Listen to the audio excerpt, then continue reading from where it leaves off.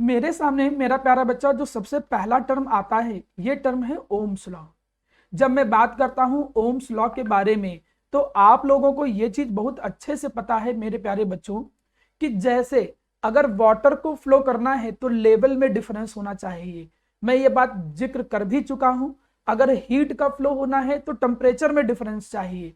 वैसे ही इलेक्ट्रिसिटी या करंट तभी फ्लो करती है जब वोल्टेज में डिफरेंस हो। कहीं ना कहीं वोल्टेज जो होता है वो हेल्प करता है करंट के फ्लो में। रजिस्टेंस उसी चीज को अपोज करता है। आप इस छोटे से एक डायग्राम से देख रहे होगे, आइडिया लग रहा होगा कि ये करंट है जो पास होने की कोशिश कर रहा है, रजिस्टेंस उसको रोकने की कोशिश कर रहा है, और वोल्टेज जो है वो हेल्प करता है करंट को फ्लो कराने में। तो एक बेसिक दिमाग में आइडिया क्लियर होना चाहिए कि वोल्टेज जो होता है, खासकर वोल्टेज नहीं, वोल्टेज का डिफरेंस, पोटेंशियल डिफरेंस जो होता है, वो पोटेंशियल डिफरेंस जो होता है वो कहीं ना कहीं करंट को फ्लो कराने में हेल्प करता है। एक बात बोला गया कि जितना ज्यादा, बिल्कुल वैसे नॉर्मल सा सेंस है, जितना ज्यादा लेवल में डिफरेंस होगा उतनी तेजी से जो वाटर होगा फ्लो करेगा या कोई लिक्विड फ्लो करेगा।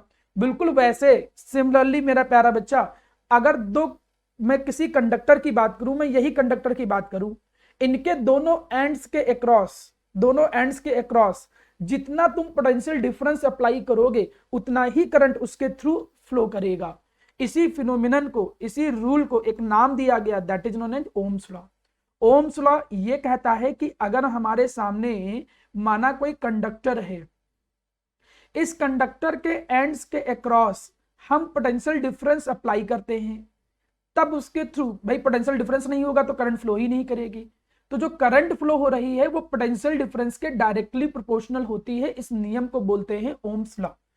कोई पूछे, मैं देखता हूं बच्चे कभी कभी ओम्स लॉ तक नहीं बता पाते हैं, और बिल्कुल कॉमन क्वेश्चन है, खासकर वो बच्चे जिनका थोड़ा कॉन्सेप्ट नहीं क्लियर है, जब कुछ नहीं बता पाते हैं तो टीचर कहता है चलो ओम्स लॉ बता दो क्या है। कई जगह पर सुना होगा। तो ओम्स लॉ ये कहता है कि जितना ज्यादा पोटेंशियल डिफरेंस होगा, जितना ज्यादा पोटेंशियल डिफरेंस होगा उतनी ही आसानी से करंट जो होगी वो फ्लो होगी। यही जो टर्म लिख रहे हो यहां पर, उसी टर्म को ही या उसी एक्सप्रेशन को ही तुम डिफिनेशन बना सकते हो। वी है पोटेंशियल डिफरेंस। पोटेंशियल डिफरेंस किसके अक्रॉस? अक्रॉस द कंडक्टर के ends, across the ends of the conductor. I यहां पर क्या है, मैं लिख भी दे रहा हूं, ये है potential difference across the ends of conductor. जो कंडक्टर होते हैं उनके एंड्स पे जो तुम लगा रहे हो पोटेंशियल डिफरेंस, आई जो है यहां पर वो क्या है, करंट है। जितना ज्यादा पोटेंशियल डिफरेंस होगा उतनी ही ज्यादा करंट फ्लो होगी, ये सीधा सा नियम है। आपको ये भी पता है जैसे ही डायरेक्टली प्रोपोर्शनल साइन हटाते हैं वो ही तो एक कांस्टेंट आता है, यहां पर वो कांस्टेंट कौन आएगा, आर। तो यहीं से एक फॉर्मूला बन के आ गया V equal to I R. V आपका पोटेंशियल डिफरेंस हो गया, वोल्टेज हो गया, I करंट हो गया, R यहां पर रेजिस्टेंस है। प्रोपोर्शनल साइन हटाने पे जो कांस्टेंट आया है उस कांस्टेंट की डिफिनेशन क्या है, रेजिस्टेंस। चलिए यहां तक बात क्लियर हो गया। अब हम सीखने की कोशिश करते हैं कि रेजिस्टेंस क्या है। ओम लॉ क्लियर हो गया। ओम्स लॉ ये कहता है कि जितना ज्यादा पोटेंशियल डिफरेंस होगा उतनी ज्यादा करंट फ्लो होगी। बड़ी सिंपल सी भाषा में, ज्यादा पोटेंशियल डिफरेंस ज्यादा करंट फ्लो होगी। जैसे डायरेक्टली प्रोपोर्शनल साइन हटाया, अच्छा इसके आगे जब डिफाइन करते हो तो आगे चाहे एक दो टर्म लिख दो, eight a constant temperature and pressure. आप ये टर्म लिख भी सकते हो। आप कह सकते हो at a constant temperature and pressure the potential difference across the ends of conductor is directly proportional to the current flowing through the conductor. सीधी सी भाषा। अब दूसरी चीज, जब आपने डायरेक्टली प्रोपोर्शनल साइन हटाया और कांस्टेंट आया आर, रेजिस्टेंस। अब रेजिस्टेंस क्या होता है? रेजिस्टेंस बिल्कुल फ्रिक्शन जैसा होता है। जैसे हम लोग जब मूवमेंट करते हैं तो मूवमेंट करते समय एक फोर्स लगता है जो अपोज करता है, रिलेटिव मोशन को अपोज करता है।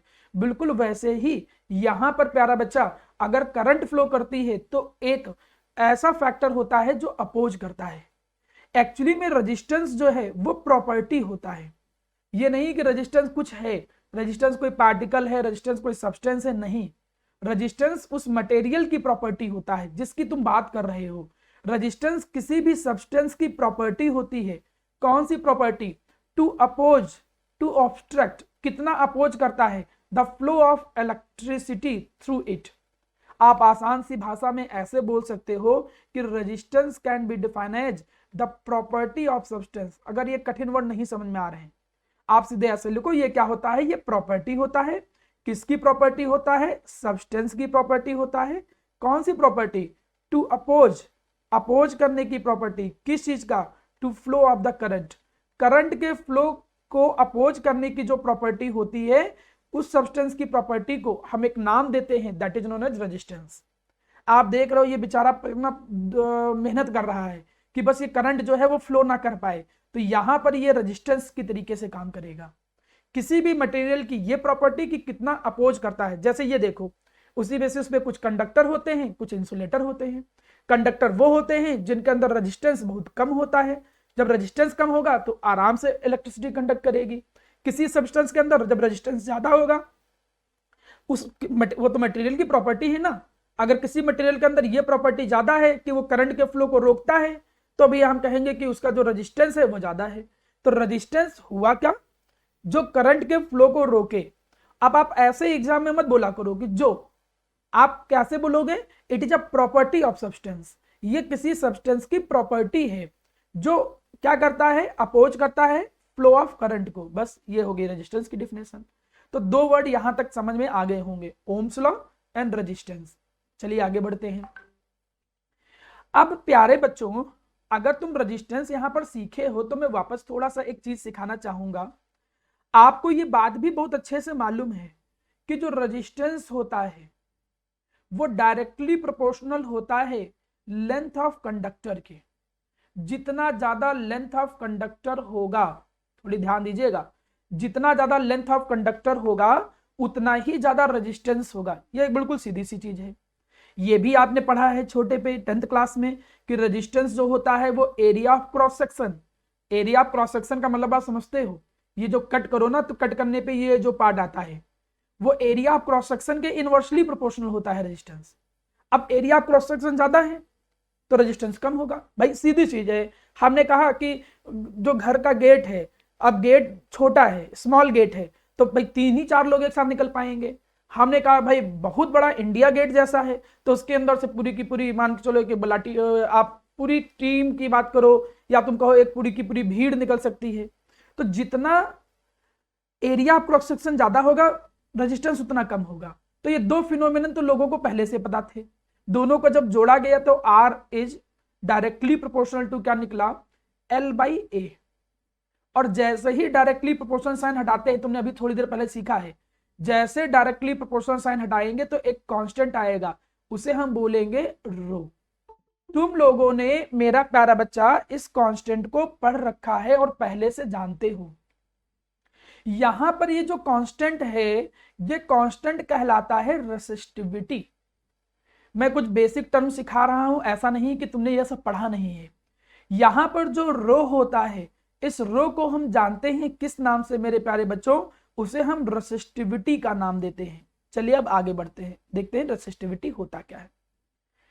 हम लोगों ने क्या सीखा, हम लोगों ने यह सीखा कि हम जब रेजिस्टेंस की डिफिनेशन और उसके न्यूमेरिकल फॉर्मूले पे आए, तो रेजिस्टेंस का जो फॉर्मूला निकल के आया था वो आया था R equal to rho L by ए।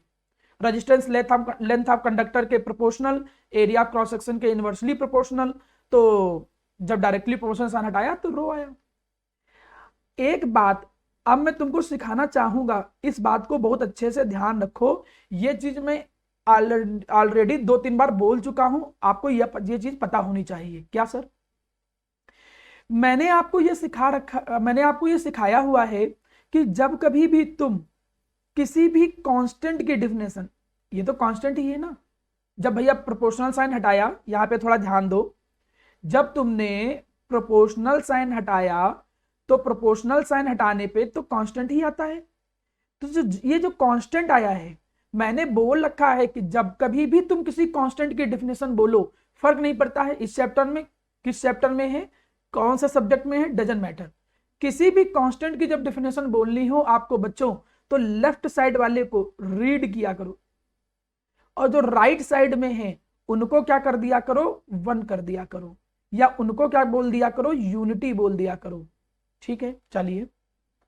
तो अब हमें माना ये जो रेसिस्टिविटी है, इस रेसिस्टिविटी की डिफिनेशन बोलनी है, तो कैसे डिफिनेशन बोलेंगे, हम लेफ्ट साइड पढ़ेंगे। मतलब रेसिस्टिविटी जो होता है वो होता क्या है, रेसिस्टिविटी एक तरीके से रेजिस्टेंस ही होता है सब्सटेंस का। रेसिस्टिविटी इधर पढ़ेंगे, इधर क्या चीज लिखी है, ये रेजिस्टेंस लिखा है, तो रेसिस्टिविटी एक रेजिस्टेंस ही हो गया। कब, थोड़ा सा स्पेसिफिक हो गया। क्या स्पेसिफिक हो गया, इधर की चीजों को यूनिटी करना है। जब लेंथ 1 सेंटीमीटर ले लें, area of cross section 1 centimetre square ले लें, किसका, कंडक्टर का। तो रेसिस्टेंस हुआ रेसिस्टिविटी कब, जब लेंथ ऑफ कंडक्टर तुम कितना ले लो, 1 सेंटीमीटर, और जो एरिया ऑफ क्रॉस सेक्शन है वो कितना ले लो, 1 सेंटीमीटर स्क्वायर। तब कोई सब्सटेंस जितना रेजिस्टेंस शो करे उसी रेजिस्टेंस की वैल्यू को बोलेंगे रेसिस्टिविटी। कोई बहुत कठिन चीज नहीं सिखा रहा हूं, आप केवल इतने टर्म को जोड़ के ही डेफिनेशन बना सकते हो।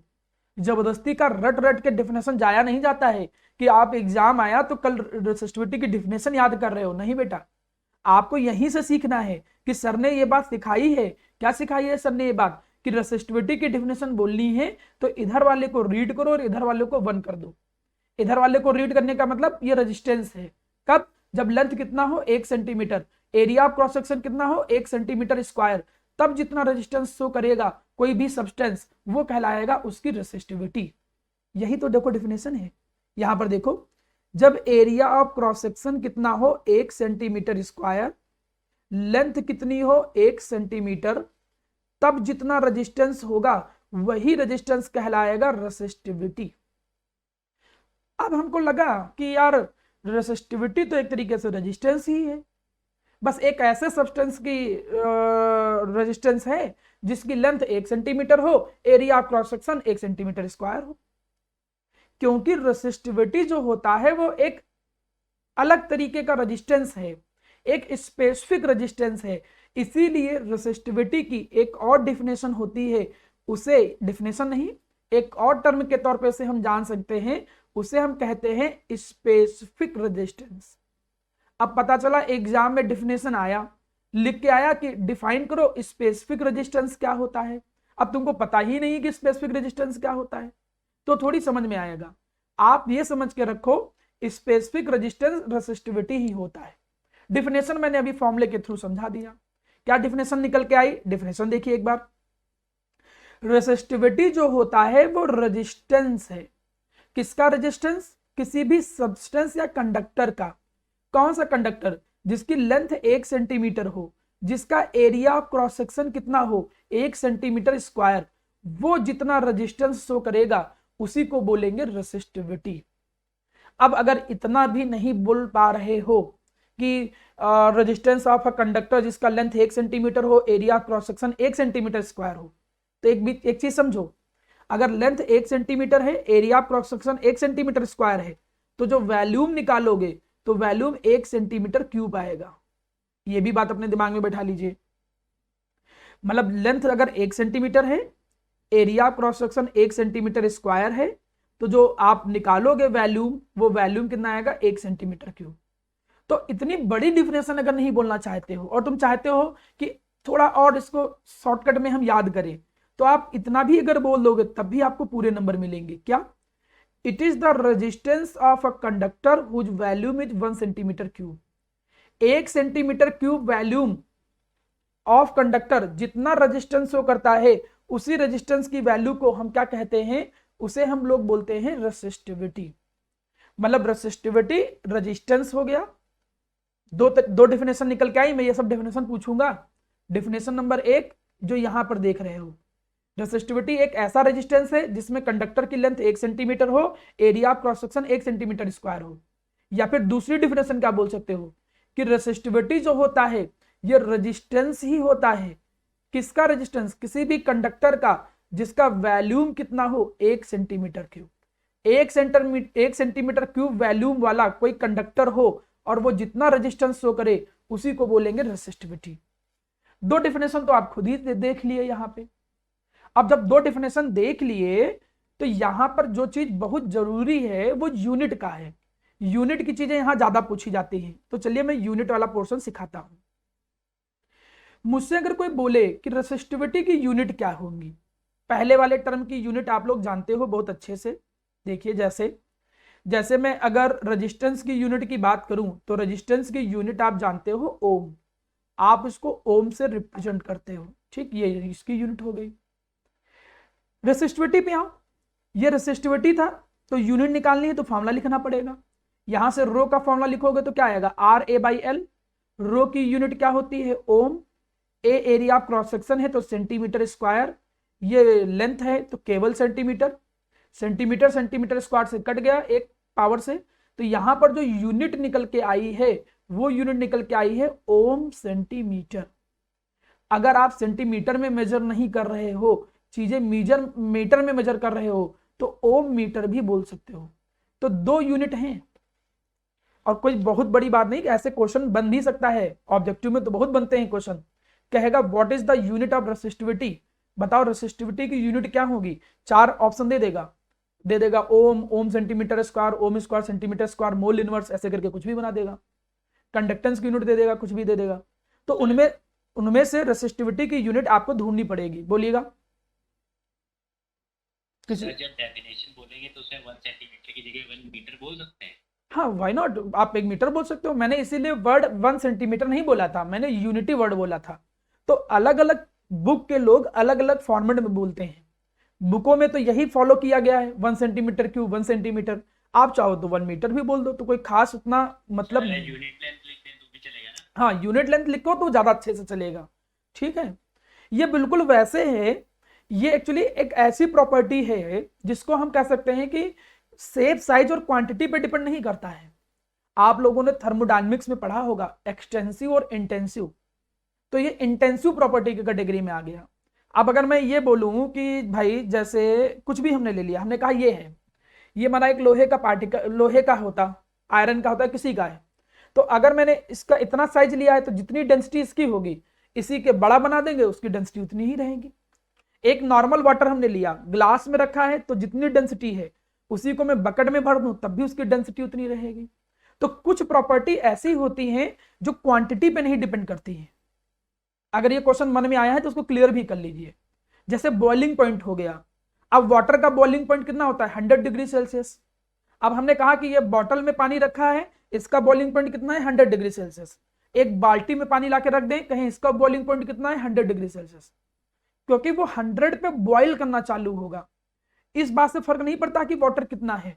तो कुछ प्रॉपर्टी ऐसी होती हैं जो क्वांटिटी पे डिपेंड नहीं करती हैं, इसीलिए हम यहां पर भी टर्मोलॉजी में चाहे सेंटीमीटर वर्ड यूज करें चाहे मीटर वर्ड यूज करें, but unity should be there. अब ये भी नहीं कि ऊपर सेंटीमीटर यूज कर लिया नीचे मीटर यूज कर लिया, ये नहीं, रेशियो के प्रोपोर्शन में चलना है, तो दोनों में एक ही चीज आपको लेके चलना पड़ेगा। चलिए 3 बातें क्लियर हुई आप लोगों की। ओम्स लॉ, जितना ज्यादा पोटेंशियल डिफरेंस होगा उतनी ज्यादा करंट फ्लो होगी, बात नंबर 1। फिर आपने देखा रेजिस्टेंस, किसी सब्सटेंस की प्रॉपर्टी कि वो करंट के फ्लो को कितना अपोज करता है। तीसरी बात रेसिस्टिविटी, जो कि एक स्पेसिफिक रेजिस्टेंस है। अगर कंडक्टर की लेंथ 1 सेंटीमीटर है और उसका area cross section 1 centimetre square है, तब जितना रेजिस्टेंस शो करेगा उसी रेजिस्टेंस की वैल्यू को क्या कहेंगे, रेसिस्टिविटी कहेंगे। नेक्स्ट देखो, अगली जो डिफिनेशन है, देखिए ये एक एक नंबर की डिफिनेशन बनती जा रही है। मैंने फिर बोला था थ्योरेटिकल एस्पेक्ट यहां से ही बनता है। इलेक्ट्रोकेमिस्ट्री एक न्यूमेरिकल बेस्ड चैप्टर है, जिनमें से थ्योरेटिकल क्वेश्चन की मैं बात करूं तो कुछ थ्योरी यहां से भी आती है, इसलिए ध्यान दीजिए सभी लोग। अगला है कंडक्टेंस। कंडक्टेंस का मतलब क्या हुआ, कंडक्टेंस की एक डिफिनेशन तो ये हुआ, reciprocal of the resistance. Conductance को मैं जी से रिप्रेजेंट करता हूं। अगर नहीं डिफिनेशन बोल पा रहे हो, आसान सी डिफिनेशन चाहिए, तो आसान और इजी डिफिनेशन क्या है, reciprocal of the resistance. Resistance का उल्टा, रेजिस्टेंस का उल्टा का मतलब क्या, वो अपोज करता था, ये कहता है कितना जल्दी फ्लो होगा करंट। तो मैं इसकी दूसरी डिफिनेशन ऐसे बोल सकता हूं और करके, conductance can be defined as the ease. Ease का मतलब आसानी, कितनी आसानी से। The conductance can be defined as the ease through which current can flow through the conductor. कितनी आसानी से जो करंट है can flow through the conductor, कितनी आसानी से करंट जो है can flow through the conductor. कितनी आसानी से कोई भी करंट कंडक्टर के थ्रू कितनी आसानी से फ्लो करता है, उसी ईज को ही तुम कंडक्टेंस का नाम देते हो। कंडक्टेंस की दो डेफिनेशन हो गई, या तो सीधे बोल दो रेसिप्रोकल ऑफ रेजिस्टेंस, रेजिस्टेंस का उल्टा, नहीं तो कहो जितनी आसानी से करंट फ्लो होगी वही कंडक्टेंस है। जहां आसानी से इलेक्ट्रिसिटी पास हो रही है या करंट पास हो रहा है तो उसका कंडक्टेंस ज्यादा है। जिसमें इलेक्ट्रिसिटी या करंट आसानी से पास नहीं हो रहा है तो उसका कंडक्टेंस जो है वो कम है। तो कंडक्टेंस हुआ कितनी आसानी से करंट पास हो रही है। This is the definition of conductance. बात रही अगर मैं यूनिट की बात करूं तो खुद ही देख रहे हो रेजिस्टेंस का उल्टा है तो ओम इनवर्स आ जाएगा। ओम इनवर्स को हम यहां पर साइमन भी बोलते हैं, ये ध्यान दीजिएगा, आगे यही यूज होता है कई जगह पर। तो कैपिटल एस से रिप्रेजेंट करते हैं, या तो ओम इनवर्स बोलो या तो उसको साइमन से रिप्रेजेंट करते हैं। छोटे छोटे ऐसे शब्दों को जोड़ते जोड़ते हम लोग धीरे धीरे आगे बढ़ते जा रहे हैं आज के लेक्चर में। आगे चलिए चलते हैं नेक्स्ट। Conductance, conductivity. अब आया, ठीक, अब ध्यान दीजिए। पहले हुआ रेसिस्टिविटी, दो टर्म यहां पे क्लियर हुए। अभी मैं सारा टॉपिक एक बार फिर से रिवीजन कराऊंगा, तब तक पहले सुन लीजिए। रेसिस्टिविटी एक स्पेसिफिक रेजिस्टेंस है जब कंडक्टर की length 1 centimetre, area cross section 1 centimetre square हो। कंडक्टेंस कितनी आसानी से करंट जो है वो फ्लो हो रही है। अब हमारे सामने एक नई टर्मोलॉजी आई है, एक नया टर्म आया है, that is known as conductivity. इस पे भी दो तीन बातें हैं। हाँ बोलिए बेटा फरहान। ये साइमंस भी ओम इनवर्स को, ओम को नहीं, ओम इनवर्स को रिप्रेजेंट करता है बेटा। रेजिस्टेंस रेसिप्रोकल है ना, तो यूनिट क्या निकलेगी 1/ओम। तो ओम ऊपर जाएगा तो क्या आएगा ओम इनवर्स। ओम इनवर्स को ही क्या कहोगे साइमन कहोगे, ठीक है। अब कंडक्टिविटी आया, मैं कंडक्टिविटी को स्मॉल के से रिप्रेजेंट करूंगा, कैप्पा करके बोलते हैं इसको, ठीक है, स्मॉल के ऐसे करके। अब इसकी डेफिनेशन अगर भाई तुमको बोलनी हो तो बड़ी डेफिनेशन भी है, छोटी डेफिनेशन भी है। मैं 3 डेफिनेशन सिखा देता हूं, चलो भाई तुम्हारी दिल की इच्छा पूरी हो जाए। ये ना लगे कि यार हमको रटनी पड़ती है डेफिनेशन, तो चाहे इसको याद करो, चाहे इसको याद करो, चाहे इसको याद करो। इसलिए मैंने 3 डेफिनेशन यहां पर लिखी है आपके लिए। जिसको कुछ भी ना याद हो, बिल्कुल आसान डेफिनेशन, कोई भी याद कर सकता है। अगर आपसे कोई कंडक्टिविटी पूछे और आपका मन नहीं है, आपका मन लगता है कि नहीं हम सेलिब्रिटी हैं, आपको लगता है कि यार हम तो भाई सेलिब्रिटी हैं, हम तो टिकटॉक बनाते हैं, तो हम इतनी बड़ी डेफिनेशन क्यों बोले, हमको तो पूरी दुनिया जानती है, हम बस शॉर्टकट में काम चला लें। तो वो ऐसे बोल सकते हैं कि conductivity can be defined as the reciprocal of resistivity. खत्म, बात खत्म, हो गया, समाप्त। बस इतना बोल दो। जैसे कंडक्टेंस था रेसिप्रोकल ऑफ रेजिस्टेंस, वैसे रेसिप्रोकल ऑफ रेसिस्टिविटी जो होता है उसको कहते हैं कंडक्टिविटी, ठीक है। यह है सिंपल वाली डेफिनेशन रेसिप्रोकल ऑफ। आधे बच्चे अरे अब तो हम तो यही याद करेंगे, काहे बाकी सब सिखाई काहे, आगे बढ़ो। लेकिन ऐसा नहीं बेटा, हम पढ़ाएंगे सारी डेफिनेशन। तो ये क्या होता है, ये रेसिप्रोकल होता है किसका, रेसिस्टिविटी का होता है। अब इसकी डेफिनेशन और अच्छे से समझने के लिए बाकी वाली मैं इसको थोड़ा इलुबरेट करना चाहूंगा। कैसे, इसको जब तुम प्रॉपर लिखो डेफिनेशन, मतलब वैल्यू प्रॉपर रखो, तो आपको पता है R इक्वल टू क्या होता है रो L बाई ए। तो यहां से रो की वैल्यू निकालो, यहां पर रखो, तो रो की वैल्यू यहां कितनी आएगी R A बाई L। तो यहां से अगर कंडक्टिविटी की तुम फॉर्मूले को देखो क्या निकल के आया, वो निकला 1/R इंटू L बाई ए। ये फॉर्मूला भी देखो एक क्रिएट हो गया। ये फॉर्मूला याद भी करना है न्यूमेरिकल पर्पज के लिए, क्योंकि अगली क्लास में जब मैं न्यूमेरिकल प्रैक्टिस कराऊंगा तो ये फॉर्मूला यूज होगा। जितने मैं ब्रैकेट में लिख दे रहा हूं ना, वो सारे फॉर्मूले न्यूमेरिकल के दौरान यूज होंगे। हो गया भैया जी, conductivity equal to 1/R L by A. अब यहां पे हम बात करें जरा जरा डिफिनेशन की। डिफिनेशन की देखो कैसे हम यहां पर डिफिनेशन कह सकते हैं। एक मिनट थोड़ा ध्यान से समझो।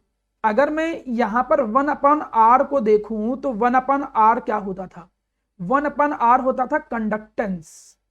ये होता था मेरा प्यारा बच्चा कंडक्टेंस, कंडक्टेंस। और यहां पर L/A, इसे एक नया टर्म नाम दिया जाता है।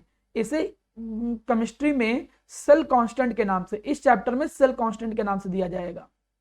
मतलब कभी कभी ऐसे दिया जाएगा cell constant is this, cell constant की वैल्यू इतनी है, तो समझ जाना वो L/A की वैल्यू है।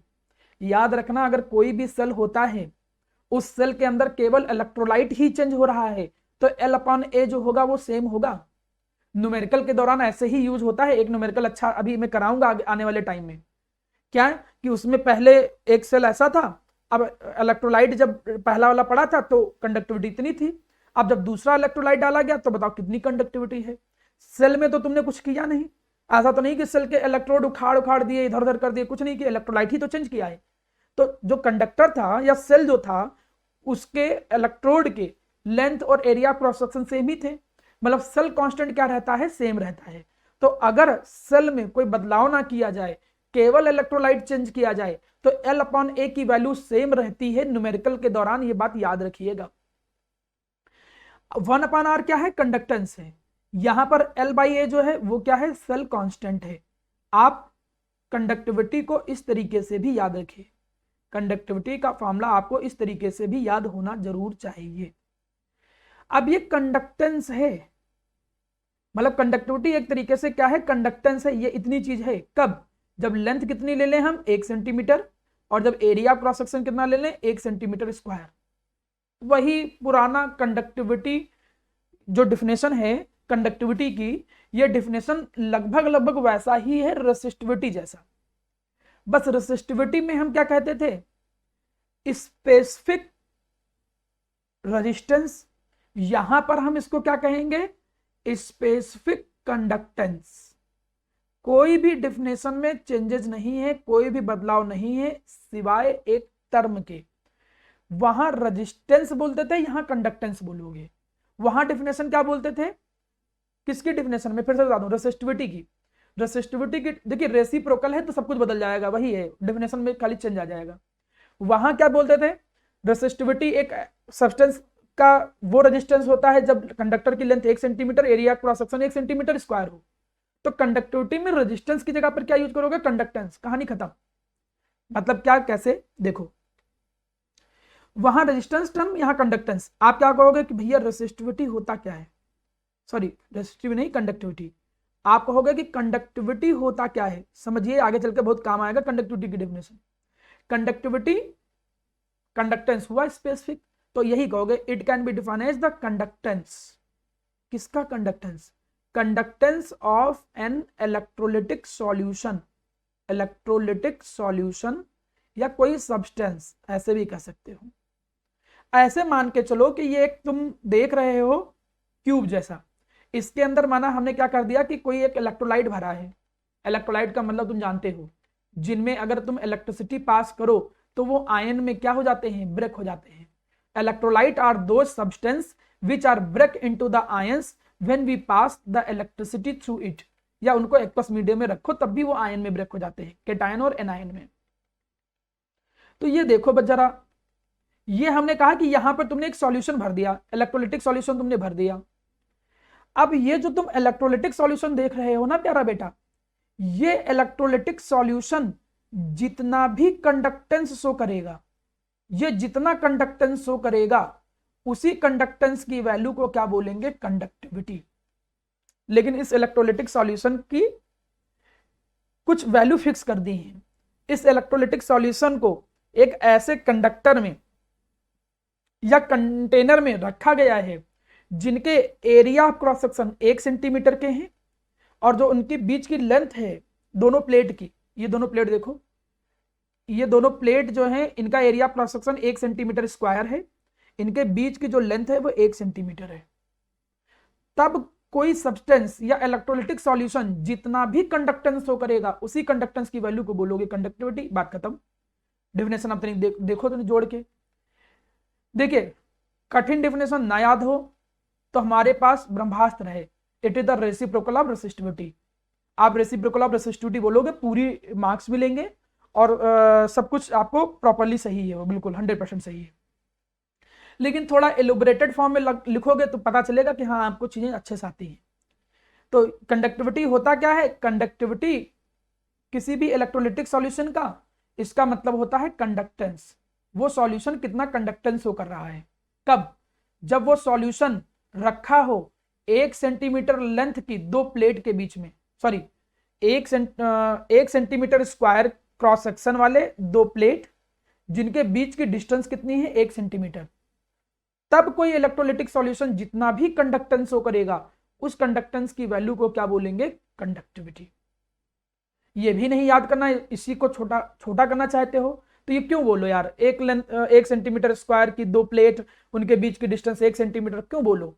आपको पता है 1 सेंटीमीटर स्क्वायर की प्लेट, उनके बीच की लेंथ 1 सेंटीमीटर, ये कंबाइंड करके 1 सेंटीमीटर क्यूब होता है वैल्यूम। इसका वैल्यूम निकालोगे कितना आएगा, 1 सेंटीमीटर क्यूब। तो डिफिनेशन को और आसान कर लो, ये भी कह सकते हो it can be defined as the conductance of 1 centimetre cube of electrolytic solution. खत्म। 1 सेंटीमीटर क्यूब इलेक्ट्रोलिटिक सॉल्यूशन जितना कंडक्टेंस शो करेगा उसी को बोलेंगे कंडक्टिविटी। देखिए एग्जाम के टाइम में आपको कंफ्यूज नहीं होना है, ये बात ध्यान रखना, पहले बता दे रहा हूं। कंडक्टिविटी अलग चीज है, रेसिस्टिविटी अलग चीज है। रेसिस्टिविटी किसका रेसिप्रोकल था, बताओ, रेसिस्टिविटी किसका रेसिप्रोकल था। कंडक्टिविटी।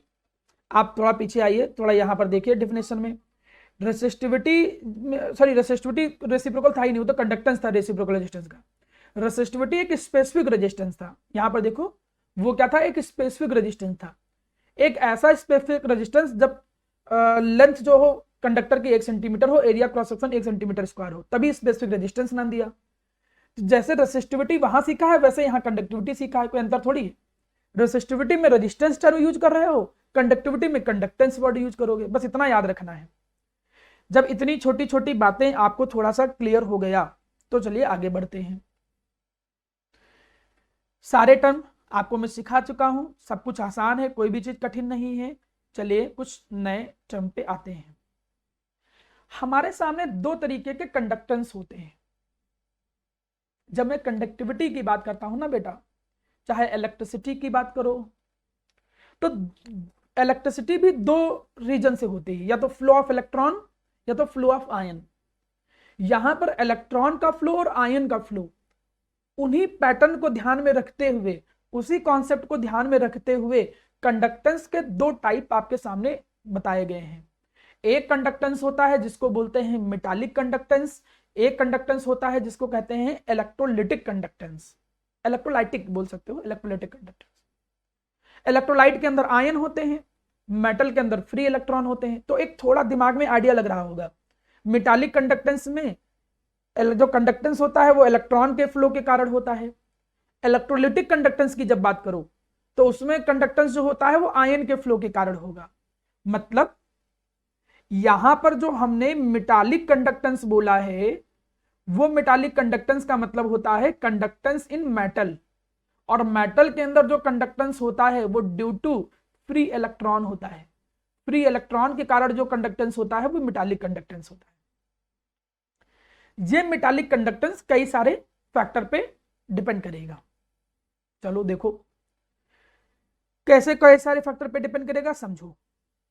फैक्टर यहां पर कभी कभी 1 नंबर में पूछ लेता है, write down the factor on which the metallic conductance depend. तो इलेक्ट्रिकल कंडक्टेंस किसी मेटल में जो होता है उसी कंडक्टेंस को बोलते हैं मेटालिक या इलेक्ट्रॉनिक कंडक्टेंस। ये मेटालिक या इलेक्ट्रॉनिक कंडक्टेंस इलेक्ट्रॉन के मूवमेंट के कारण होता है, वो तो समझ में आ गया। मेटल के अंदर जो कंडक्टेंस है वो मेटालिक कंडक्टेंस इलेक्ट्रॉन के कारण होता है। ये कंडक्टेंस कई फैक्टर पर डिपेंड करेगा, जिसमें से पहला फैक्टर देखो क्या है, nature and structure of metal. भाई नेचर ऑफ मेटल पे तो डिपेंड करेगा ही करेगा यार। कैसे डिपेंड करेगा, कुछ मेटल ऐसे हैं जिनके अंदर वैलेंस इलेक्ट्रॉन ज्यादा हैं। भाई कभी भी कंडक्शन, चाहे बॉन्ड की बात करो चाहे इलेक्ट्रिसिटी कंडक्ट करने की बात करो, तो वैलेंस इलेक्ट्रॉन ही करते हैं, क्योंकि वैलेंस इलेक्ट्रॉन ही फ्री रहते हैं। कुछ इलेक्ट्रॉन बॉन्ड बना लेते हैं, तो जो फ्री इलेक्ट्रॉन होते हैं that are valence electron only. तो यहां पर मेरा प्यारा बच्चा, हो सकता है किसी मेटल के अंदर वैलेंस इलेक्ट्रॉन ज्यादा हो, किसी के अंदर फ्री इलेक्ट्रॉन कम हो। तो कोई मेटल का नेचर कैसा है, कहीं ना कहीं मेटालिक कंडक्टेंस उस पर डिपेंड करेगा।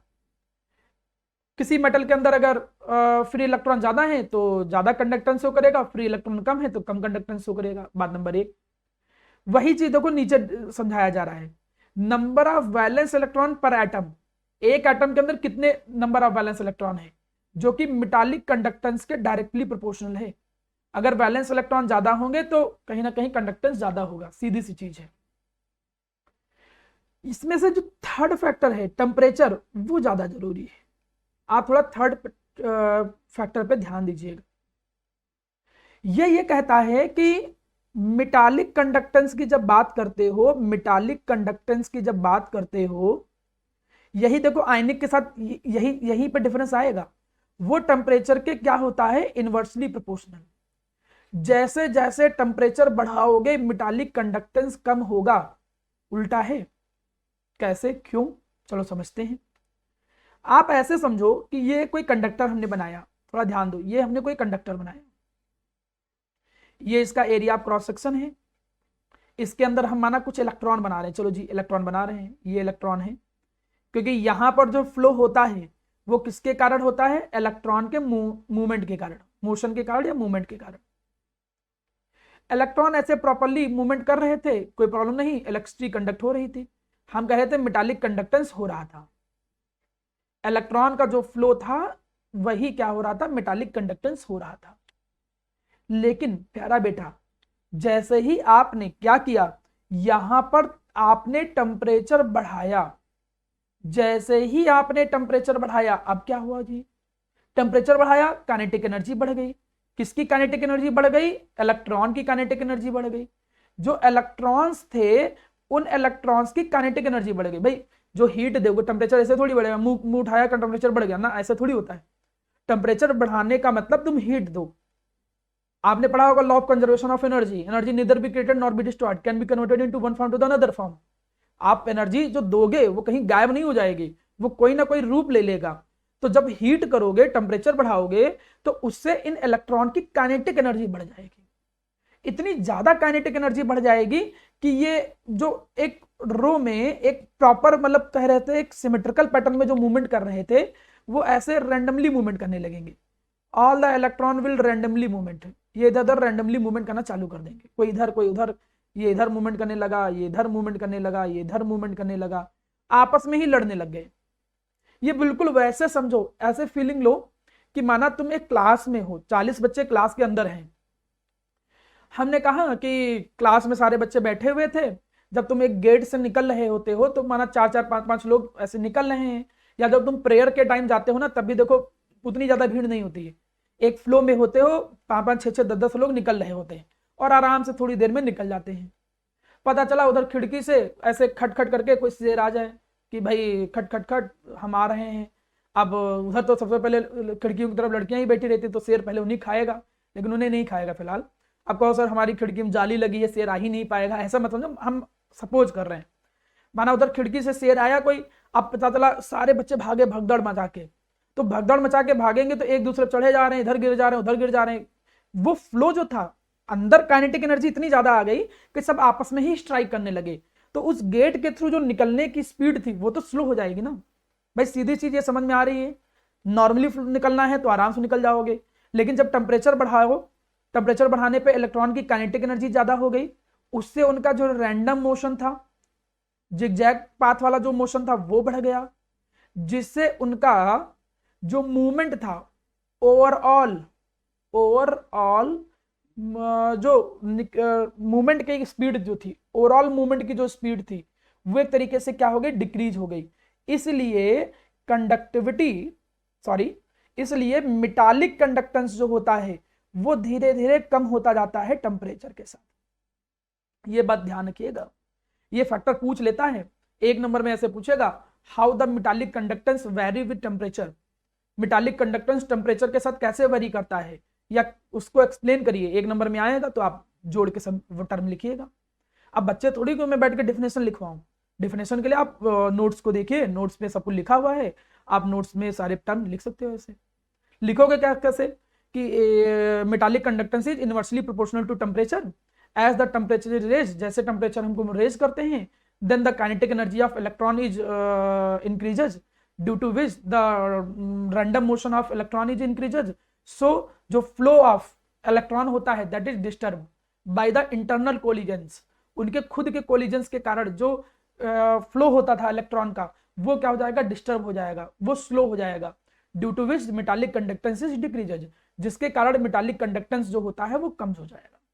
उम्मीद करता हूं समझ में आया होगा।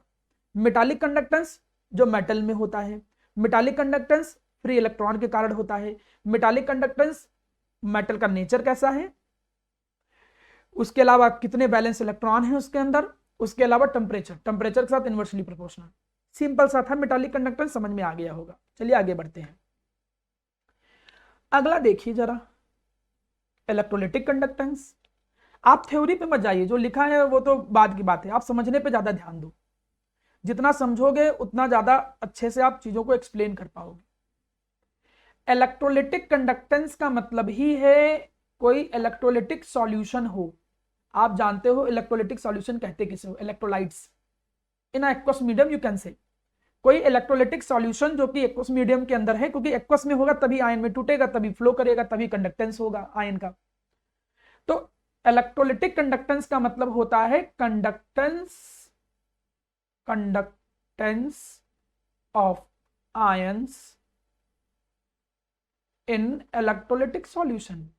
किसी भी इलेक्ट्रोलिटिक सॉल्यूशन के अंदर जो आयंस का मूवमेंट होता है, जो कंडक्टेंस होता है, उसी को इलेक्ट्रोलिटिक कंडक्टेंस कहते हो। देखो जरा कौन कौन से फैक्टर पे डिपेंड करता है, आसान है, समझ में आ हेडिंग गया नहीं दिख रही, एक बार बता दीजिए।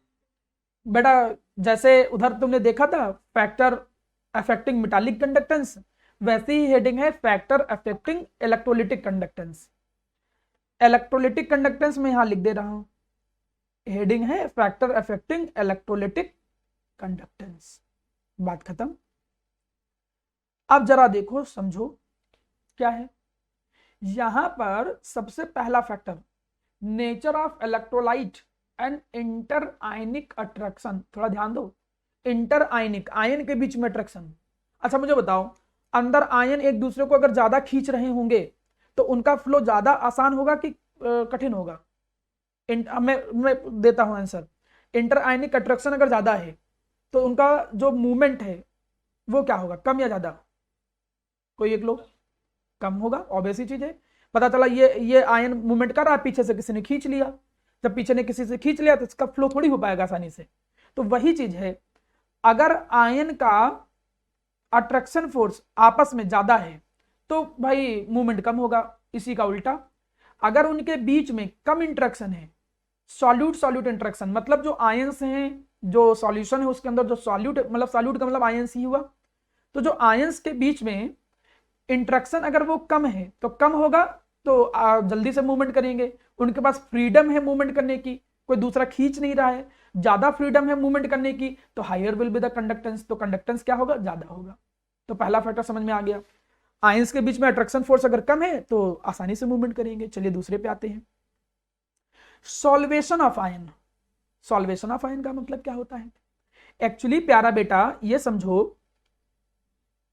कि माना ये कंटेनर है, इसके अंदर हमने वाटर भर दिया था।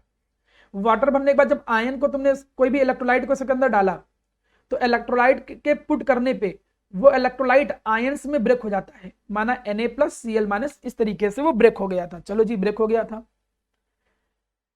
जब वो ब्रेक हो गया था तो आयंस तो फ्री हो गए, लेकिन मूवमेंट करने के लिए फ्री हो गए, लेकिन आयंस जो होते हैं वो तुरंत वाटर के साथ एक इंटरेक्शन फोर्स लगाने लगते हैं। They make attraction force with the water molecule, क्योंकि वाटर भी पोलर होता है, पोलर वाला जो होता है वो पॉजिटिव और नेगेटिव आयन को खींचने लगता है। इसी इंटरेक्शन को बोलते हैं सॉल्वेशन। सॉल्वेशन का मतलब जो सॉल्वेंट होता है, खासकर यहां वाटर की वो बात करना चाह रहा है, तो जो सॉल्यूट सॉल्वेंट होता है, बहुत बार आयंस जो होते हैं वो वाटर के साथ इंटरेक्शन फोर्स लगाने लगते हैं। तो अगर सॉल्यूट जो होगा सॉल्वेंट के साथ या वाटर के साथ इंटरेक्शन करने लगा तो उसका फिर से फ्रीडम खत्म हो गई। वाटर उसको खींच रहा है तो कहां मूवमेंट कर पाएगा? तो जितना ज्यादा एक्सटेंट होगा सॉल्वेशन का, सॉल्वेशन जितना ज्यादा होगा उतना ही कम कंडक्टेंस होगा। सीधी चीज है, वाटर जितना खींच के रखेगा उतना ही क्या होगा मेरा प्यारा बच्चा, आयन नहीं फ्लो कर पाएंगे आसानी से। आयन नहीं फ्लो कर पाएंगे तो इलेक्ट्रोलिटिक कंडक्टेंस कम हो जाएगा। बिल्कुल आसान और सिंपल सी डिफिनेशन है, कोई कठिन नहीं है। थर्ड डिफिनेशन पे आते हैं। थर्ड डिफिनेशन है फैक्टर पे, विस्कोसिटी। नेचर ऑफ सॉल्वेंट या विस्कोसिटी। अब मैं आपको तैरने के लिए बोलूं, मैं कहूं स्विमिंग करना है तुम्हें, स्विमिंग करना है एक नॉर्मल पानी वाले पानी के अंदर, मतलब पानी वाले स्विमिंग पूल में जिसमें पानी भरा हुआ है। पानी वाला तो स्विमिंग पूल होता ही है, और कौन सा होता है? तो जो स्विमिंग पूल जिसमें पानी भरा हुआ है, और उसी में मैं पानी की जगह हनी भर दूं या ऑयल ही भर दूं, मैं इवन हनी तो छोड़ो, हनी तो और गाढ़ा हो जाएगा, मैं ऑयल ही भर दूं, तुमसे कहूं उसके अंदर मूवमेंट स्विमिंग करो, या हनी भर दूं, इतना गाढ़ा है तो पता चला यहां से तुम 2 मीटर तक नहीं मूवमेंट कर पाओगे, भले तुम ऑक्सीजन सिलेंडर रखे हो, वो इतना गाढ़ा है कि तुम्हारा मोशन ही स्लो हो जाएगा। वही तो आयंस के साथ होता है। सिमिलरली उसी वे में आयंस का भी फ्लो जो होगा वो स्लो हो जाएगा, क्योंकि अगर सॉल्वेंट या जो लिक्विड है वो गाढ़ा है, बहुत ज्यादा, काफी ज्यादा विस्कस है, काफी ज्यादा उसकी विस्कोसिटी है, तो ऐसी कंडीशन में क्या होगा मेरा प्यारा बच्चा, जो आयंस का फ्लो है वो स्लो हो जाएगा, और आयंस का जब फ्लो स्लो हो जाएगा तो वो अच्छे से मूवमेंट नहीं कर पाएंगे।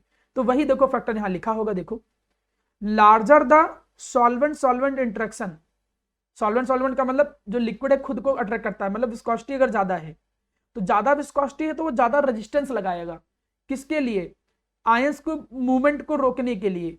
इससे क्या होगा कि आयंस मूवमेंट नहीं कर पाएंगे और इलेक्ट्रिकल कंडक्टेंस जो होगा या इलेक्ट्रोलिटिक कंडक्टेंस वो स्लो हो जाएगा। 3 फैक्टर उम्मीद करता हूं समझ में आए होंगे, कोई कठिन मैंने चीजें नहीं सिखाई हैं, ध्यान से समझ लीजिए। मैंने आपको केवल और केवल सिखाया है इलेक्ट्रोलिटिक कंडक्टेंस में फ्लो किसके कारण होता है, आयंस के कारण। 3 फैक्टर हमने सिखाए।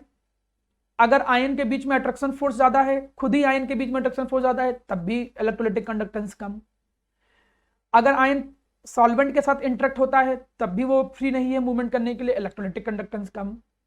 अगर विस्कोसिटी ज्यादा है तब भी इलेक्ट्रोलिटिक कंडक्टेंस कम हो जाएगा। तीनों फैक्टर में इलेक्ट्रोलिटिक कंडक्टेंस कम हो जा रहा है। अगले फैक्टर पे आते हैं, दैट इज टेम्परेचर। चलिए समझते हैं जरा टेम्परेचर की थ्योरी क्या कहता है। यहीं पे गेम हो जाता है, इसको अच्छे समझिएगा। मेटालिक कंडक्टेंस और आयनिक कंडक्टेंस, इसमें अंतर है, बच्चों को इसी में प्रॉब्लम होती है और वाइवा में भी यही पूछा जाता है। इलेक्ट्रोलिटिक कंडक्टेंस जो है, इलेक्ट्रोलिटिक कंडक्टेंस जो है वो टेम्परेचर के डायरेक्टली प्रोपोर्शनल होता है। मेटालिक इनवर्सली था, ये डायरेक्टली होता है। अब आधे बच्चों के मन में आएगा सर कॉन्सेप्ट तो वैसा ही होगा यार, यहां भी क्या ऐसा नहीं है कि टेम्परेचर बढ़ा तो काइनेटिक एनर्जी बढ़ा तो एक दूसरे का रास्ता रोकने लगे, वहां तो हमको पढ़ा दिया, अब यहां बेवकूफ बना रहे हो, आप कुछ और सिखाने जा रहे हो हमको। ऐसा नहीं बेटा, कॉन्सेप्ट ही अलग है, ऐसा नहीं, वो उससे उसके साथ रिलेट मत करो। वहां इलेक्ट्रॉन का मूवमेंट था। तुम ऐसे समझो, तुम लोग माना बच्चे थे, छोटे छोटे बच्चे थे, तुम लोग ऐसे ही ऑलरेडी बहुत तेजी से मूवमेंट कर रहे थे, तो जब काइनेटिक एनर्जी बढ़ी तो ज्यादा मूवमेंट से आपस में लड़ने लग गए। अब मैं कहूं कि उसी क्लास के अंदर बहुत मोटे मोटे लोग बैठे हुए हैं, बहुत ज्यादा, माना पता चला 150-150 किलो के लोग हैं, वो ऐसे ऐसे रेंग रेंग के चल रहे थे। अब रेंग रेंग के चल रहे थे तो उनकी कंडक्टिविटी वैसे भी बहुत कम थी। आयन का तो साइज बड़ा होता है ना इलेक्ट्रॉन से, इलेक्ट्रॉन कहाँ, एटम के अंदर, और आयंस ऑब्वियस ही चीज है, आयंस का साइज बड़ा ही होगा। तो अब जो बहुत मोटे लोग हैं तो वैसे भी स्लो स्लो मूवमेंट कर रहे थे, बात नंबर 1। अब कम से कम शेर आया तो कम से कम तेजी से तो मूवमेंट करने लगे। अभी भी उनको गेट में पहुंचने का टाइम लगेगा, लेकिन तब भी कम से कम पहुंच तो रहे हैं। इसको ऐसे रिलेट करो, तुम लोग तो आपस में भले भले कोलाइड करने लग जाओ, भीड़ के कारण लड़ने लग जाओ, लेकिन जो बहुत मोटे मोटे लोग थे और बहुत कम ही लोग थे, ज्यादा थे भी नहीं, अब उनका वैसे तो वैसे भी धीरे धीरे पैदल पैदल चल रहे थे, कम से कम टेम्परेचर बढ़ाया, काइनेटिक एनर्जी बढ़ी, कम से कम उनका मूवमेंट ही तेज हो गया। तो आयंस में ये फायदा होता है। बात नंबर 1, बात नंबर 1 कि आयंस की जो मूवमेंट था वो स्लो होता है, टेम्परेचर बढ़ाने से उनकी काइनेटिक एनर्जी बढ़ता है, तो कम से कम आयंस का फ्लो बढ़ जाता है। बात नंबर 1। बात नंबर 2, इलेक्ट्रोलाइट जरूरी नहीं है कि पूरा आयंस में टूट जाए, तो कभी कभी टेम्परेचर बढ़ाने से यह फायदा मिलता है कि वो electrolyte more number of ions produce करने लगता है। As you increase the temperature, then number of ions produced by the electrolyte into the electrolytic solution is increases, and due to that increment in the number of ion, sometimes the electrolytic conductance is increases। मतलब आप ये कह सकते हो कि जैसे जैसे तुम टेम्परेचर बढ़ाते हो तो टेम्परेचर के बढ़ाने पर ज्यादा नंबर ऑफ आयन में इलेक्ट्रोलाइट ब्रेक होने लगता है, और नंबर ऑफ आयन बढ़ेगा तो कंडक्टेंस तो ज्यादा हो ही जाएगा। चलिए यहां देखते हैं यहां क्या लिखा है। यहां कह रहा है कुछ ऐसी कुछ बोल रहा होगा, और क्या बोलेगा, कह रहा है कि जैसे जैसे हम टेम्परेचर बढ़ाते हैं उससे क्या होता है कि जो इंट्रैक्शन फोर्स होता है, चाहे किसी भी तरीके का इंट्रैक्शन फोर्स हो, बॉन्ड तो कमजोर हो ही जाएंगे, थोड़ा थोड़ा दूर भागेंगे ना भाई। 2 तरीके के फोर्स देखे, सॉल्यूट सॉल्यूट के बीच में, सॉल्यूट सॉल्वेंट के बीच में, सॉल्यूट लिक्विड के साथ जो बना रहे थे, वो सारे जो आपस में इंटरेक्शन फोर्स थे वो कमजोर हो जाते हैं टेम्परेचर बढ़ाने से। विस्कोसिटी भी कम हो जाती है, जिससे कहीं ना कहीं इलेक्ट्रोलिटिक कंडक्टेंस जो होता है उसमें इंक्रीमेंट हो जाता है। तो आप लोगों ने दो तरीके के कंडक्टेंस सीखे, metallic conductance, electrolytic conductance. Metallic conductance में इलेक्ट्रॉन के कारण होता है, आयनिक कंडक्टेंस में या इलेक्ट्रोलिटिक कंडक्टेंस में इलेक्ट्रोलाइट के कारण होता है। जब दोनों थ्योरेटिकल वे में दोनों आप चीजें आपने पढ़ लिया, तो चलिए क्यों ना एक बार हम लोग इनको बीच में डिफरेंशिएट करके पढ़ते हैं। चलिए देखिए, अब जब आप डिफरेंशिएट करके सीखने की कोशिश कर रहे हो तो क्या डिफरेंशिएशन में आता है, देखिए डिफरेंस के थ्रू पढ़ लेते हैं। आप जब डिफरेंस के थ्रू यहां पढ़ रहे हो तो जो मेटालिक कंडक्टेंस है उसमें जो फ्लो होता है वो इलेक्ट्रॉन के कारण होता है, जो आयनिक कंडक्टेंस होता है उसमें जो फ्लो होता है वो आयंस के कारण होता है, पढ़ ही चुके हो ऑलरेडी। मेटालिक कंडक्टेंस में मैटर नहीं ट्रांसफर करता है इलेक्ट्रॉन का, ऐसा नहीं कि इलेक्ट्रॉन फ्लो हो रहा है तो उसका मास नहीं है, but that mass is negligible. Electron का मास 9.1 इंटू 10⁻31 kg -31 kg, और आयन का तो मास ठीक ठाक होता है। तो इलेक्ट्रॉन जब मूवमेंट करता है तो हम कहते हैं कि मैटर नहीं ट्रांसफर हो रहा है, क्योंकि मास ही लगभग ना के बराबर है। लेकिन जब आयन फ्लो करता है तो उसका खुद का मास काम भर का होता है। तो आयंस का जब फ्लो होगा तो हम कहेंगे कि मैटर इज मूवमेंट, मैटर में मोशन हो रहा है। अरे भैया बिल्कुल वैसे नहीं देखा था कि जब आयंस ऐसे निकल निकल के आ रहे थे ना Zn2+ के आयंस ऐसे आ रहे थे सॉल्यूशन के अंदर, तो पूरी की पूरी थिकनेस ही गायब हो जा रही थी। तो मतलब मैटर इसमें ट्रांसफर होता है इलेक्ट्रोलिटिक कंडक्टेंस में। इलेक्ट्रोलिटिक कंडक्टेंस को मैटर के मोशन के तौर पे देखा जाता है, और मेटालिक कंडक्टेंस में no transfer of matter take place. बाकी टेम्परेचर वाला गेम तो तुम जानते ही हो। मेटालिक कंडक्टेंस में मेटालिक कंडक्टेंस जो होता है वो टेम्परेचर के इनवर्सली प्रोपोर्शनल, और ये टेम्परेचर के डायरेक्टली प्रोपोर्शनल इलेक्ट्रोलिटिक। और मैं पूरा सिखा भी चुका हूं ऐसा क्यों है, सारी चीजें मैंने सिखा रखी हैं। अभी मैं जल्दी से रिवीजन करा दूंगा तो आपको समझ में आ जाएगा। अब मैं आज की क्लास में एक लास्ट टॉपिक आपको पढ़ाऊंगा। वैसे मैंने सोचा था वेरिएशन भी सिखा दूंगा, लेकिन चलिए लास्ट टॉपिक पढ़ा देता हूं। ये एक एक्सपेरिमेंट है जो कि आपकी बुक में दिया हुआ है। चलिए थोड़ा सा एक्सपेरिमेंट समझ लेते हैं। कम चांस है पूछा जाएगा, लेकिन क्या भरोसा ऐसे क्वेश्चन पूछ ले कि कोई भी एक इलेक्ट्रोलिटिक सॉल्यूशन दे दे, कोई भी एक इलेक्ट्रोलिटिक सॉल्यूशन दे दे और कहे कि how we will find the conductance of this electrolytic solution. इस इलेक्ट्रोलिटिक सॉल्यूशन का कंडक्टेंस आप कैसे पता करोगे? कंडक्टेंस क्या होता है, कोई बताओ जरा, क्या होता था कंडक्टेंस? किसी को याद है कंडक्टेंस क्या होता था? बहुत शाबाश। मतलब जो आपने बोला है उस बेसिस पे मैं ये भी कह सकता हूं कि अगर तुमने रेजिस्टेंस निकाल लिया तो भैया कंडक्टेंस कौन सी बड़ी बात है, रेसिप्रोकल करना है। तो मैं अब अपना टास्क बदलूंगा, मैं रेजिस्टेंस निकालूंगा, कंडक्टेंस ना निकाल के डायरेक्टली रेजिस्टेंस निकालूंगा। अगर हमने रेजिस्टेंस निकाल लिया तो मतलब कंडक्टेंस तुम निकाल सकते हो। चलो जी, करते क्या है हम लोग ये करते हैं यहाँ पे, इसको पता करने के लिए एक, इसको बोलते हैं व्हीटस्टोन ब्रिज। सब लोगों ने पढ़ा होगा, जब रेजिस्टेंस पढ़ते थे ना 10th क्लास में, तो सब लोगों को यही एक्स्ट्रा चीज पढ़ के ऐसे लगता था कि बहुत तीर मार दी हो आपने, बहुत ज्यादा सीख लिया है। लगता था कि यार ये हमने कुछ स्पेशल चीज सीखी है जो बाकी बच्चे नहीं सीखे, क्योंकि सिलेबस में होता नहीं था, आप अलग से पढ़ लेते थे। तो ये व्हीटस्टोन ब्रिज कहता क्या है? व्हीटस्टोन ब्रिज ये कहता है कि अगर हमारे सामने 4 रेजिस्टेंस हैं, वो इस तरीके से जुड़े हुए हैं, मैं पहले समझा देता हूं। वो ये कहता है कि अगर हमारे सामने माना 4 रेजिस्टेंस हैं, कुछ ऐसे जुड़े हैं, R1, R2, R3 and R4। वो ये कहता है कि अगर R1/R2 जो होता है वो इक्वल होता है R3/R4 में, तो इन दोनों को जो बीच में जोड़ता है वायर, उसके थ्रू करंट नहीं फ्लो होगी, करंट का फ्लो 0 होगा। मतलब अगर तुम गैल्वेनोमीटर लगाते हो तो वो करंट का जो फ्लो होगा वो 0 दिखाएगा, नल डिफ्लेक्शन दिखाएगा। नल डिफ्लेक्शन का मतलब जब डिफ्लेक्शन ना दिखाए, नल डिफ्लेक्शन दिखाएगा। गैल्वेनोमीटर का यही काम है। जब ये प्रोपोर्शन रहेगा R1/R2, साइड वाले दो का रेजिस्टेंस नीचे वाले 2 के बराबर होगा। अब हमें इसका रेजिस्टेंस निकालना है। अगर हम रेजिस्टेंस निकालने में सक्सेसफुल रहे तो रेजिस्टेंस अगर निकाल लिए तो भैया तो कंडक्टर्स क्या बड़ी बात है, रेसिप्रोकल ही तो करना है।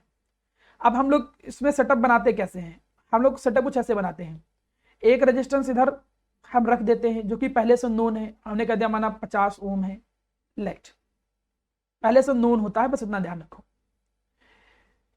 इधर हमने इलेक्ट्रोलिटिक कंडक्टेंस लगा दिया, सॉरी ये थोड़ा सा मैं इसको और सुधार देता हूं जिससे ज्यादा अच्छे समझ में आए। डायग्राम थोड़ा प्रॉपर बना नहीं है लेकिन मैं बना दूंगा, समझ में आ जाएगा। R1 एंड R2 को मान के चलो नोन है, R1 R2 नोन है, R1 मान लिया हमने 50 ओम है, R2 हमने मान लिया 100 ओम है। तो R1 अपान R2 का रेशियो पता चल गया, 50 अपान 100 मतलब ये तो 1/2 हो गया, ये तो पता ही चल गया। और नीचे R4 हमें निकालना है, ये क्वेश्चन मार्क है। R3 क्या रखे, तो R3 हम क्या करते हैं, यहाँ पर वेरिएबल रेजिस्टेंस लगा देते हैं, we put here variable resistance. जब कभी भी तुम, अब आजकल तो स्कूल जा नहीं रहे हो, जब आप लोग स्कूल जाते हो तो लैब में होता है ऐसे रेक्टेंगुलर बॉक्स जैसा होता है, उसमें छोटे छोटे क्लिप लगे होते हैं, जितनी क्लिप लगाते जाओगे उतना ही रजिस्टर, मतलब जितना आप उसी की मदद से रेजिस्टेंस वेरी करते हो क्लिपिंग के एडजस्टमेंट से मदद से। तो यहां पर क्या है कि तुम वेरिएबल रेजिस्टेंस लगाते जा रहे हो, पहले तुमने यहां कुछ लगाया, कुछ भी लगाया, फिर कुछ लगाया, फिर कुछ लगाया, देख रहे हो डिफ्लेक्शन कैसा है। एक कोई ना कोई रेजिस्टेंस की वैल्यू ऐसी होगी, पता चला 45 ओम, 50 ओम, 100 ओम, हमने मान लिया लेट 80 ओम। 80 ओम पर नल डिफ्लेक्शन दिखा रहा है। 80 ओम जब तुमने सेट किया, भाई ये तो वेरी कर सकते हो ना, ये तो वेरिएबल रेजिस्टेंस है, it is the variable resistance, इसको तुम वेरी कर सकते हो, ये वेरिएबल रेजिस्टेंस है। अब भैया जी ये जब ये वेरिएबल रेजिस्टेंस है तो नल डिफ्लेक्शन वो दिखाना चालू कर दिया। जैसे 80 ओम लगाया, ये तो पहले से फिक्स थे, दी ज्यादा फिक्स रेजिस्टेंस, ये फिक्स रेजिस्टेंस है, ये क्या है फिक्स रेजिस्टेंस, इनकी वैल्यू तुम्हें पहले से पता थी। इधर वेरिएबल लगा दिए थे ऊपर वाले में। अब नल डिफ्लेक्शन जिस जगह पे दिखाएगा तो हम तो फॉर्मूला मतलब रेशियो ये इस फॉर्मूले को फॉलो कर रहा होगा, इन दोनों की वैल्यू पता ही है, 50/100 इक्वल टू ये 80 पे दिखा रहा था नल, तो इसको x मान लिया, तो सॉल्व करके निकल नहीं आगे देखो इलेक्ट्रोलिटिक कंडक्टेंस का जो इलेक्ट्रोलिटिक सॉल्यूशन था उसका रेजिस्टेंस आ गया, और उसी रेजिस्टेंस का रेसिप्रोकल लो, सीधे तुम्हारे सामने कंडक्टेंस आ जाएगा। ये कुछ अरेंजमेंट है और आपको इसको ही लैंग्वेज की फॉर्म में लिख के आपको एक्सप्लेन करना है। क्या एक्सप्लेन करना है कि भैया हम एक व्हीट स्टोन ब्रिज की हेल्प लेंगे, दो फिक्स रेजिस्टेंस लेंगे, एक वेरिएबल लेंगे, वेरिएबल को वेरी करते जाएंगे, नल डिफ्लेक्शन देखेंगे कहां पे आएगा, जहां पे नल डिफ्लेक्शन आया तीन चीजों की वैल्यू फिक्स हो गई, R4 निकाला, इलेक्ट्रोलिटिक सॉल्यूशन का रेजिस्टेंस निकला, जैसे रेजिस्टेंस निकला तो आप उसका रेसिप्रोकल ले लो, कंडक्टेंस आ गया। कंडक्टेंस की एक छोटी सी डिफिनेशन बची है, आप इस डिफिनेशन को देखो, देन वेरिएशन बाद में सीखेंगे हम लोग। टाइम कितना हो गया बेटा? 8 पे 16 एक मिनट रुकिएगा, 20 मिनट और है सर। ठीक है ठीक है, सर 7 मिनट है। 7 मिनट क्यों, 38 हुआ ना अभी तो, 7 मिनट कहां से हो गया? 45 पे छोड़ते हैं। अरे भैया तुमको तो हम पहले 2 मिनट में छोड़ दें, अब तो मैं पूरा पढ़ाऊंगा तो अरे सर ऐसा ना करिए। चलिए ध्यान दीजिए, चलिए सर ये मोलर ये वाला पढ़ा दे रहा हूँ फिर छोड़ दे रहा हूँ। अब यहाँ पर मोलर कंडक्टिविटी आया है, तो चलिए मोलर कंडक्टिविटी समझते हैं, फिर उसके वेरिएशन को देख लेंगे। Variation of conductivity and molar conductivity with concentration, ठीक है, ग्राफ तो यहाँ बना हुआ है, चलिए ठीक है, देखो समझ में आ जाएगा, कोई प्रॉब्लम नहीं। या चलिए आज इतना ही रखता हूँ, ठीक है, आज इतना ही रखता हूँ, ठीक है। आज मैं रिवाइज करा दे रहा हूँ जल्दी से क्या क्या पढ़ाया है, फिर इसके बाद आप जाइए। हाँ, क्योंकि हमें लगा थ्योरी ज़्यादा हो गई हुई ना, कभी कभी न्यूमेरिकल हो तो थोड़ा मन भी लगता है, न्यूमेरिकल में भी 2 लोग भाग लेते हैं, कहते हैं न्यूमेरिकल में रख करके करेंगे क्या। चलिए ध्यान दीजिए।